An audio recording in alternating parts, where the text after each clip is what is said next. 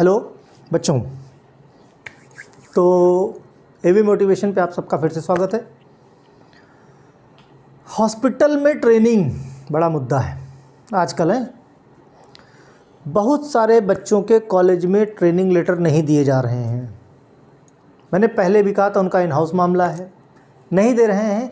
देखो होता क्या है, देखो मैं आपको मेन पॉइंट समझाता हूँ। बिल्कुल परेशान होने की ज़रूरत नहीं है। हॉस्पिटल की ट्रेनिंग अभी भी कर सकते हो, 2 महीने बाद 3 महीने बाद भी कर सकते हो, कहीं कोई समस्या नहीं आएगी। मैंने क्यों कहा था कि सेम डे ट्रेनिंग लेटर ले लेना, इसलिए क्योंकि हॉस्पिटल्स में भीड़ हो जाती है। दूसरा, जितनी जल्दी आपके 3 महीने या 500 घंटे ट्रेनिंग के पूरे हो जाएंगे, उतनी जल्दी आपको कॉलेज से आपको डिप्लोमा मिल जाएगा। बिना ट्रेनिंग लेटर के, ट्रेनिंग कंप्लीट किए बिना आपको डिप्लोमा कॉलेज से नहीं मिलेगा। डिप्लोमा नहीं मिलेगा। जल्दी ज़रूरत क्यों है जल्दी लेने की? जल्दी लेने की ज़रूरत सिर्फ इसलिए है क्योंकि डिप्लोमा अगर आपको नहीं मिलेगा तो आप पीसीआई में, जो लखनऊ में ऑफिस है फार्मेसी काउंसिल ऑफ इंडिया का, उस ऑफिस में आप जाके अपना रजिस्ट्रेशन नहीं करा पाओगे। अब बच्चे कुछ पूछते हैं कि सर रजिस्ट्रेशन के समय क्या क्या लगेगा, राइट? तो पहली चीज़ तो ये समझो कि हॉस्पिटल में क्या करना है, फिर हम क्या बात करेंगे, रजिस्ट्रेशन की बात करेंगे। हमने हॉस्पिटल में आपको सबसे पहले हॉस्पिटल जाना है, ठीक? जो भी वहाँ पे फार्मासिस्ट है, बात करनी है वहाँ पे। अगर नहीं मानता है, बहुत सारे बच्चे बता रहे हैं कि रुपए पैसे की बात चल रही है। कुछ बच्चों ने यहाँ तक कमेंट किए कॉलेज वाले भी पैसा ले रहे हैं, जो कि एकदम गलत है। बराबर, किसी चीज़ में कोई पैसा नहीं पड़ता है, ना कॉलेज में ना हॉस्पिटल में। बात समझ आए? अब फिर भी अगर कोई मांगता है तो आप उसके लिए आवाज़ उठा सकते हो, तरीके हैं, ठीक? तो कॉलेज से तो भाई आपका कॉलेज है, वहाँ से तो बिल्कुल नहीं लेना चाहिए अगर आपको मिल जाता है लेटर। बहुत सारे बच्चों का कहना है कि हमारे कॉलेज के पास लेटर का फॉर्मेट नहीं है, मुझे लेटर का फॉर्मेट दे दीजिए। तो बच्चों, जो मैंने अपने बच्चों को दिया उसमें मेरे कॉलेज का नाम मेंशन है। इन हाउस होता है ये लेटर। ऑनलाइन अपने कॉलेज वालों से कहिए साइट पे जाके सर्च करें, आराम से उनको लेटर का फॉर्मेट मिल जाएगा। उसको आराम से प्रिंट कराएं, प्रिंट करा के आप लोगों को प्रोवाइड करा दें। फिर भी समस्या होती है, पहले तो ईमानदारी से ये जो मैंने कहा वो करना। उसके बाद भी अगर समस्या होती है तो ऐसा नहीं है कि मैं नहीं प्रोवाइड कराऊंगा, अपने कॉलेज का नाम इरेज करके मैं आपको प्रोवाइड करा दूंगा। लेकिन उसके लिए अपना व्हाट्सअप नंबर डाल देना उसमें, क्या, चैट बॉक्स पे, ठीक है? जिससे कि मैं, जिस पे मैंने, कुछ बच्चों ने बोला था, मैंने कहा भी था कि चैट बॉक्स में डाल देना, शायद उन्होंने मैसेज देखा नहीं। जितना जल्दी मैं मैसेज का जवाब देता हूँ आपके, उतना जल्दी तो आप मैसेज भी नहीं पलट के देख पाते हो, राइट? तो कुल मिला के हॉस्पिटल में जाइए। CHC PHC में कर सकते हैं कि नहीं, कुछ बच्चों का कमेंट था, बिल्कुल कर सकते हो। मैंने क्या कहा, स्टेट गवर्नमेंट या सेंट्रल गवर्नमेंट का किसी भी तरह का कोई, याद रहे, सरकारी अस्पताल होना चाहिए, गवर्नमेंट हॉस्पिटल होना चाहिए, वो कोई भी हो, समझ गए? तो कर सकते हो। अलग स्टेट के हॉस्पिटल सरकारी अस्पताल से भी कर सकते हो, अलग शहर के सरकारी अस्पताल से कर सकते हो, कोई फ़र्क नहीं पड़ता आप कहाँ से आपने डिप्लोमा किया है, डी फार्म किया है, ये कोई फ़र्क। हाँ, एक बच्चे का कमेंट था कि सर मैं रहने वाला, मैंने भी डी फार्मा किया है सपोज़ करो लखनऊ से, और मैं जा रहा हूँ करने दिल्ली के आसपास कोई जगह उसने बताई थी कि वहाँ के सरकारी अस्पताल में मैं ट्रेनिंग करूँगा, तो मैं CM जो सर्टिफिकेट है वो CMO का साइन किसका लूँगा? सिंपल सा बेटा लॉजिक की बात है कि ये बताओ, जिस हॉस्पिटल में आप ट्रेनिंग करोगे उसी हॉस्पिटल के CMO से तो आप साइन करवाओगे कि लखनऊ का CMO आपका साइन कर देगा? पॉसिबल ही नहीं। आप जैसे जाओगे, जो 4 पन्ने का ट्रेनिंग लेटर मिलेगा ना, 4 के चारों वो लोग रख लेंगे, 4 के चारों रख लेंगे। जब आपकी ट्रेनिंग कंप्लीट हो जाएगी तो भर भर के आपको दे देंगे। एक पहला पेज तो देखो हॉस्पिटल का नाम रहता है, वो अपने पास रख लेंगे। 3 पेज जो रहते हैं उसमें से एक वो रख लेंगे प्रूफ के लिए, बाकी 2 आपको दे देंगे। एक आप कॉलेज लेके जाओगे तो आपको उससे डिप्लोमा मिल जाएगा, दूसरा लेके जाओगे उस डिप्लोमा के साथ पीसीआई ऑफिस, तो वहाँ पे रजिस्ट्रेशन होगा। जब वहाँ पे आप जाओगे तो इसके साथ साथ आपका अपना आधार कार्ड होना चाहिए, आपका अपना ऑप्शनल में पैन कार्ड, आधार कार्ड कंपलसरी है, पैन कार्ड मांग लेते हैं कभी कभी, इसलिए लेके जाना।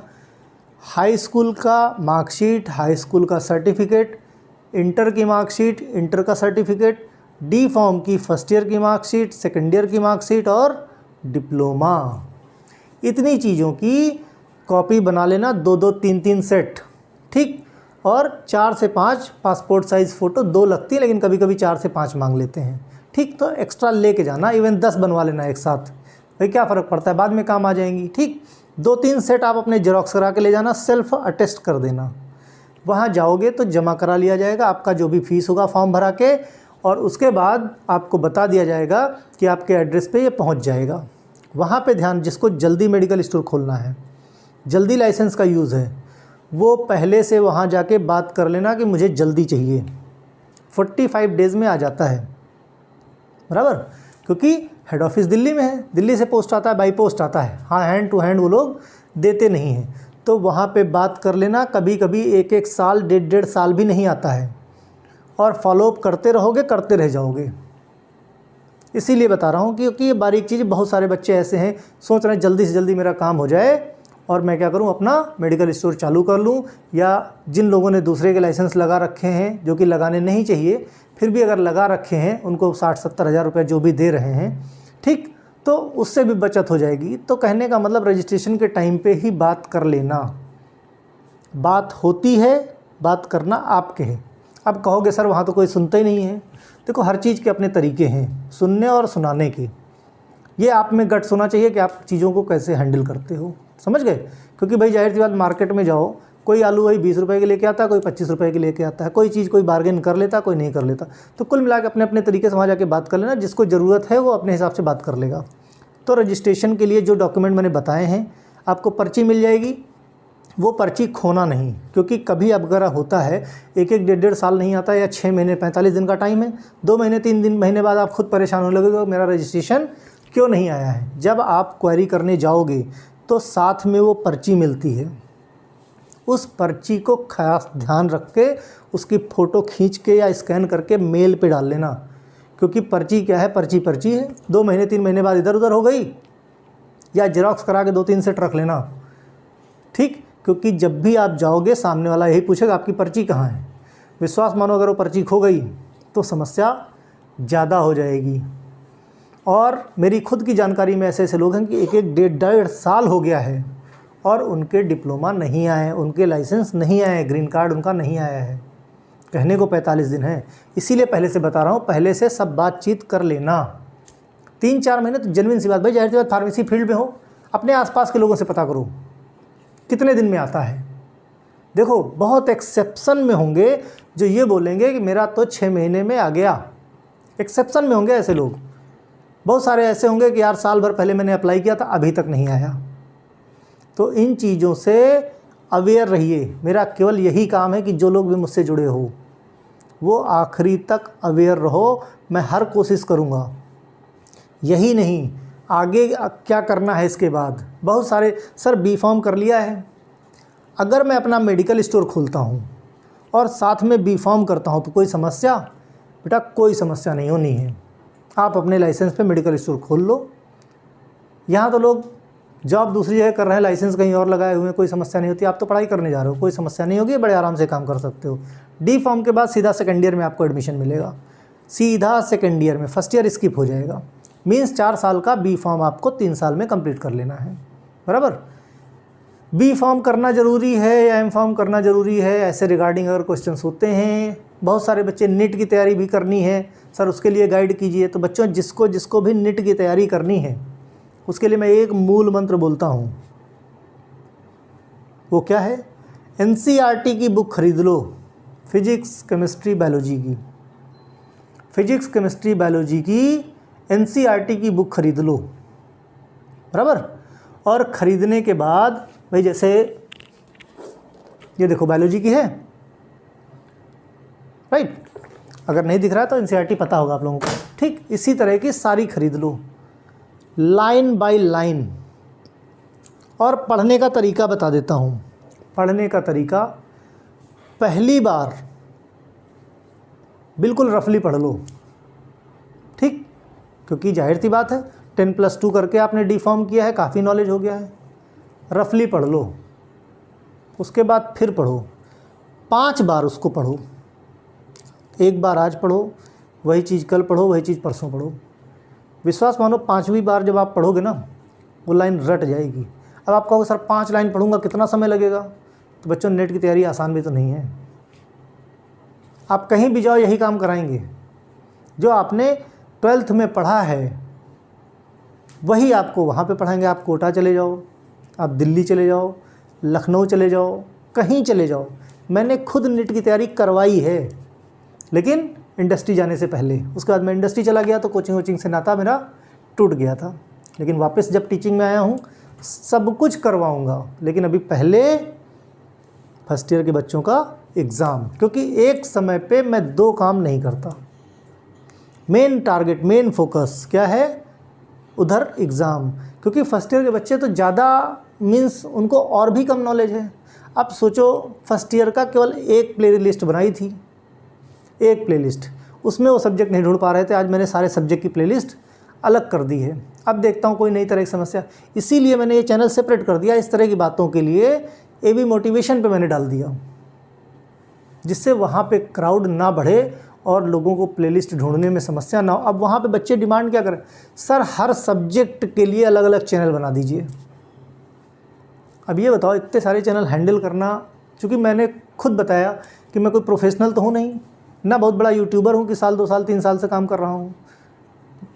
जुमा कितना 3 महीना हुआ है काम करते हुए, वो भी आप लोगों को मदद मिल सके सिर्फ इसलिए, राइट। दूसरा कोई मोटो नहीं था, क्योंकि भाई जाहिर सी बात है मैं अपनी लाइफ में खुश हूँ। इसमें कितना टाइम, आप खुद सोचो, MCQ बनाना आसान है? ज़रा बना के देखो किसी एक सब्जेक्ट के MCQ, फिर लगे आपको लाइन तो समझ में आएगी, ऑप्शन कहाँ से बनाओगे? समय देना पड़ता है। और MCQ भी इस लेवल के कि आपके एग्ज़ाम में फंस जाएं। 2 महीने में हर सब्जेक्ट का। ये बताओ, कुछ बच्चे बोले सर इस पेपर में मेरा कम फंसा। मेरा सब्जेक्ट क्या था? केमिस्ट्री था ना। 17 वीडियो मैंने डाले थे केमिस्ट्री के, और मैंने कभी नहीं सोचा था मैं दूसरे सब्जेक्ट डालूँगा।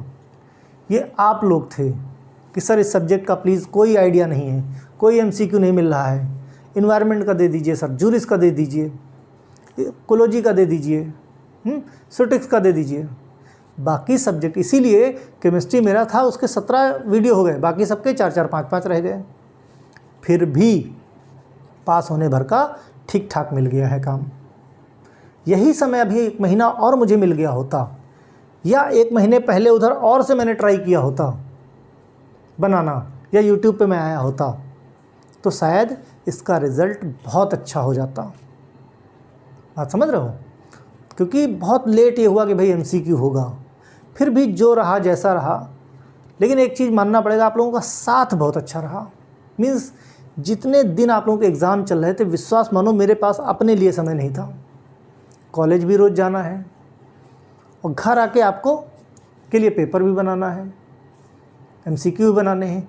मीन्स मेरी अपनी पर्सनल लाइफ, जितने दिन आपके एग्ज़ाम चले 6-7 दिन, अपनी मेरी खुद की पर्सनल लाइफ एकदम ख़त्म हो गई। लेकिन बड़ा मज़ा आया। लेकिन जिस दिन एग्ज़ाम ख़त्म हुआ उसके नेक्स्ट डे जैसे कुछ खो गया हो, अजीब सा फील हो रहा था, जैसे मीन्स कुछ चीज़ छूट गई हो, कोई दूर जा रहा है। इसीलिए मैं आप सबको एबी मोटिवेशन पे लेके आया कि आप सबसे एक रिश्ता जो है वो बना रहे, जुड़ा रहे एबी मोटिवेशन पे। और विश्वास मानो जो लोग भी यहाँ पे जुड़े हैं, आगे चल के ये चैनल आपके लिए बहुत बेनिफिशियल हो। ऐसी ऐसी चीज़ें आप जानोगे जो हायर स्टडी B.Pharm करने जा रहे हैं, या B.Pharm कर लिए M.Pharm करने जा रहे हैं। मैंने कहा ना, फार्मेसी के लिए मैं बहुत कुछ कर सकता हूँ। मैंने बताया ना, 10 साल इंडस्ट्री में रहा हूँ, टीचिंग में मैं हूँ, बराबर। तो मेरे साथ के लोग जहाँ जहाँ पे भी हैं, सब बहुत अच्छी जगहों पे हैं। इंडस्ट्री में भी बहुत अच्छी पोजीशन से मैं वापस आया हूँ। कुछ रीजंस थे पर्सनल, जिनकी वजह से मुझे वापस आना पड़ा, अदरवाइज़ इंडस्ट्री की जॉब सुपर्ब। धीरे धीरे करके जैसे फर्स्ट ईयर का एग्ज़ाम ख़त्म होता है, उसका रास्ता भी बताऊंगा, इंडस्ट्री कैसे जाते हैं, R&D में कैसे, रिसर्च एंड डेवलपमेंट में कैसे जाओगे, formulation and F&D, formulation and development में कैसे आप जाओगे, इंडस्ट्री जाओगे तो आपसे कौन कौन से क्वेश्चन पूछे जाएंगे, हर एक चीज़ की जानकारी आपको मैं दूंगा।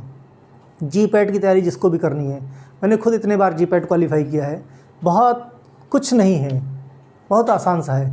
अब वही कहते हैं ना कि जिसने क्वालिफाई कर लिया उसको कभी नहीं पता चलेगा कि हार कैसे होती है। राइट। लेकिन मुझे ये ज़रूर पता है हार कैसे होती है ये तो मुझे नहीं पता, लेकिन जीपैट क्वालिफाई कैसे करना ये ज़रूर मुझे पता है।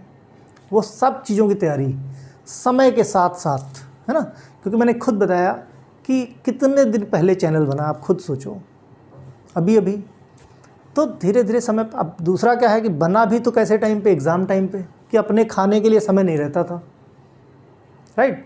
तो जो ब्रह्मास्त्र बनाए वो वाकई में ब्रह्मास्त्र साबित हुए।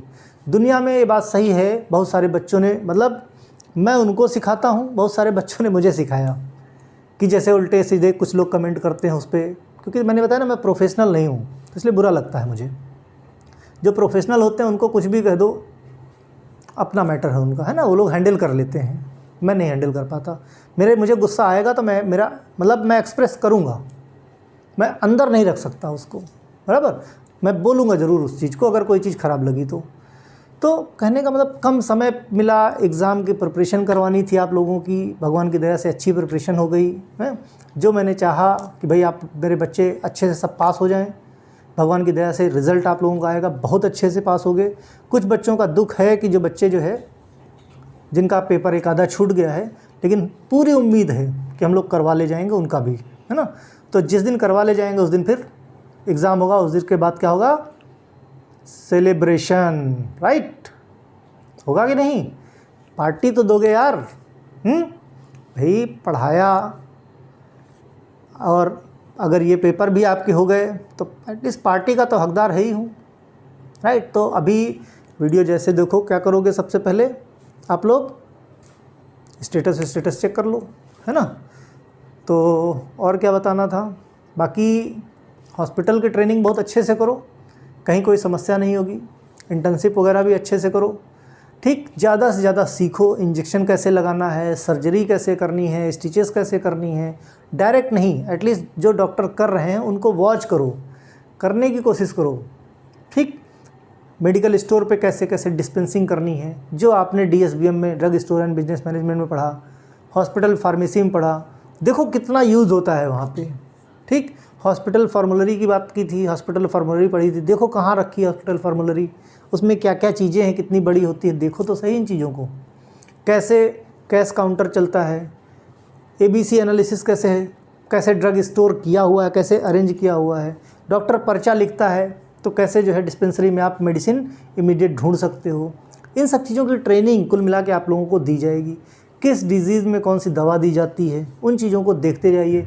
सबसे बड़ी चीज़, जो बच्चे मेरे चैनल से जुड़े हैं, हॉस्पिटल ट्रेनिंग में जाते हो, जिस हॉस्पिटल में भी जाओ किसी को सताना नहीं, वहाँ पे अच्छे कर्म हमेशा आपके साथ रहते हैं और बुरे कर्म हमेशा आपके आगे चलते हैं, इतना ध्यान रखना। हर जगह रास्ता रोकने के लिए बुरे कर्म खड़े रहेंगे और बुराइयाँ जल्दी एक्सेप्ट कर लेता है इंसान। इन चीज़ों से बच के रहो, राइट। बाकी कोई समस्या हो तो चैट बॉक्स है, जवाब तो मैं देता हूँ, ठीक। बाय।